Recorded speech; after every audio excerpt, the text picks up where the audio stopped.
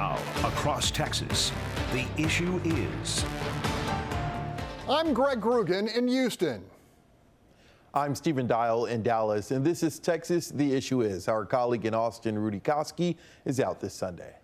For the better part of a decade, a dark cloud of potential criminality has hung squarely over the head of Texas Attorney General Ken Paxton in the form of 3 felony counts of securities fraud. This week, the threat of removal from office and possible prison time simply melted away with a courtroom deal many view as a judicial bullet dodged by the once embattled AG.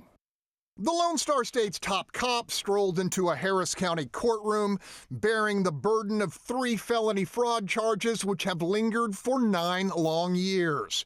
But in a matter of minutes, the criminal allegations that he hawked securities without a license and without disclosing he was being paid were rapidly resolved, and the threat of conviction, disbarment, and removal from office all but lifted. If the contract is violated, you understand, both sides understand, that this court will be setting a very speedy trial. At the end of the day, it is not a plea bargain.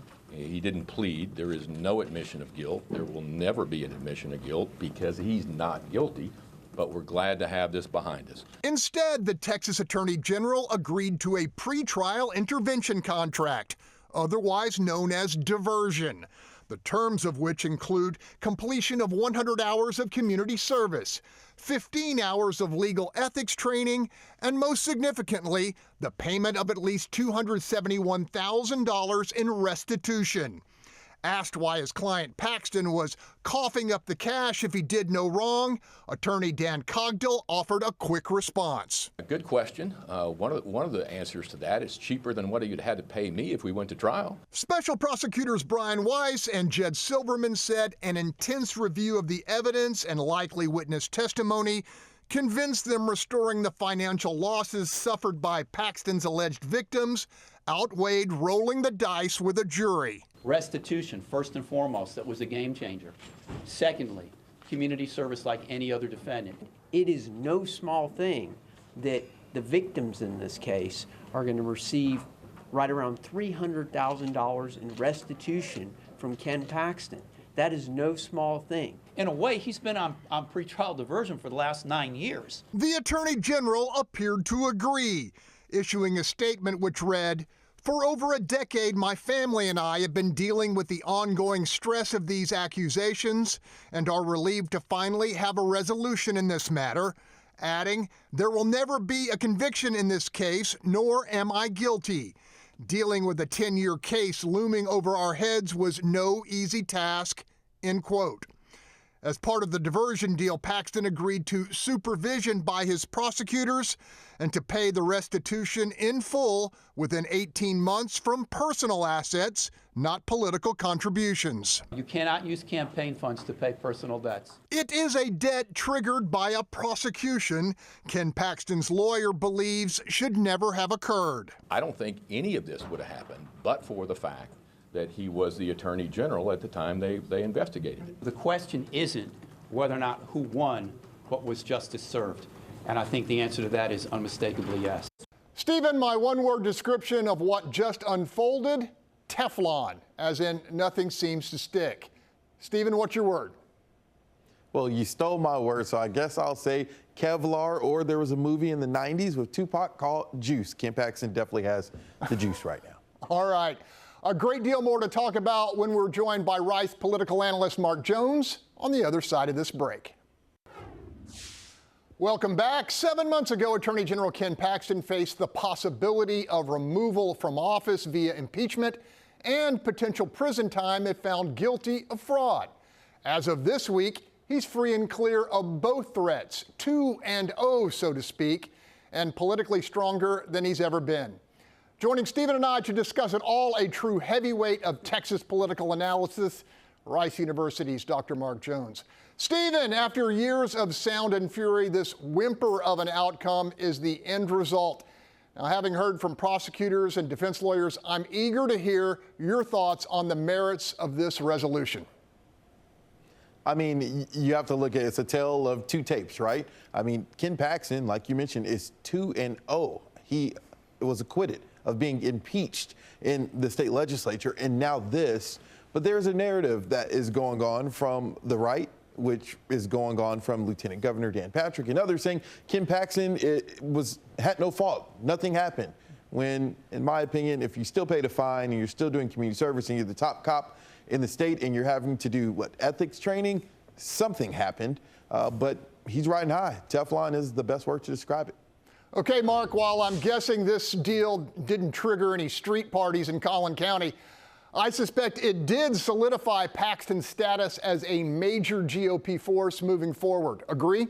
Definitely. I mean, when we combine this with his innocence, or at least acquittal in the impeachment trial, it just shows the base that a lot of these charges, at least in their eyes, are unmerited, and that Paxton is somebody who is being attacked from the center right, the left, and anywhere not on the right for effectively being too conservative, which in Texas, you never get hurt by being too conservative when you have to compete in a Republican primary.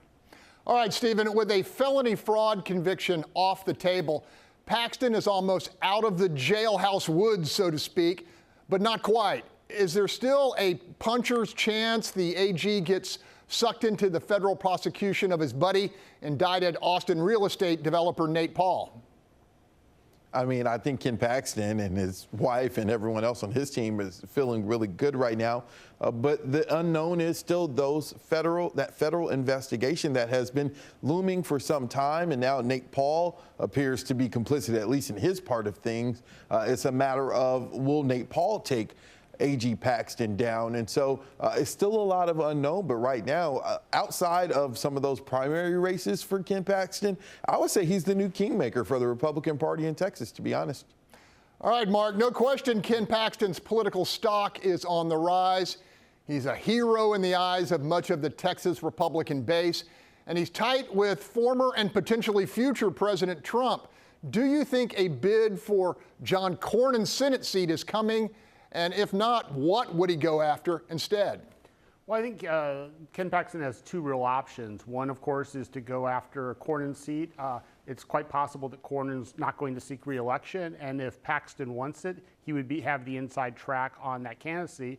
He also has to decide if he would prefer to go to the U.S. Senate or if he wants to remain as AG here in Texas. I think from a criminal perspective, a lot hinges on Donald Trump's election efforts in November. If Trump is elected president, I suspect all of these federal charges simply disappear. However, he could be more complicated if Biden is reelected and remains in charge of the DOJ. We might see an investigation that could hinder his primary bid in 2026. All right, Stephen, we've talked a lot on this program about the steady drift to the hard right by the Texas GOP. I'm guessing this development will only propel it further. You agree? Yeah, I agree. And that's why I said kingmaker. And some people may question that because if you look at his record in the primary, I mean, Ken Paxton supported, like 40 or 50 people. And so in the overall number, yeah, a lot of his candidates lost. But with the momentum and the way that the Republican Party in Texas is moving, I think Ken Paxton's name may carry more weight than some other politicians, maybe a Dan Patrick or a Governor Abbott, depending on the situation. It really is going to make a big difference if Dade Phelan loses his speakership and loses his seat down in South Texas. And so we'll have to wait and see but Ken Paxton has a lot of juice right now.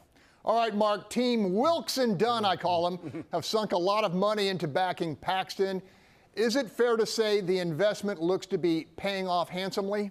Very much so. Tim Dunn, we know in particular, is a very smart businessman, makes great investments. He made a great political investment here. He stuck with Ken Paxton through the impeachment trial and all of his legal troubles. And he's been rewarded by having a strong ally in the conservative wing of the Republican Party who is likely to be able to continue as AG for as long as he wants and could potentially become the next U.S. Senator if he runs against John Cornyn or attempts to seat that seat if Cornyn doesn't run for re-election. Stephen, quickly, you think John Cornyn regrets that tweet when he said something like, it's hard to run for Senate from jail? Hey, I don't think he regrets anything, but I can't wait to see possibly Ken Paxton running for Senate. All right, we'll end it there. You can see the interview or any of our past interviews by going to our YouTube pages. You can also visit our social media sites to continue the conversation. It's always something in Texas, and next week we'll have another hot topic. So be sure to let us know what you think the issue is, and we'll see you next week.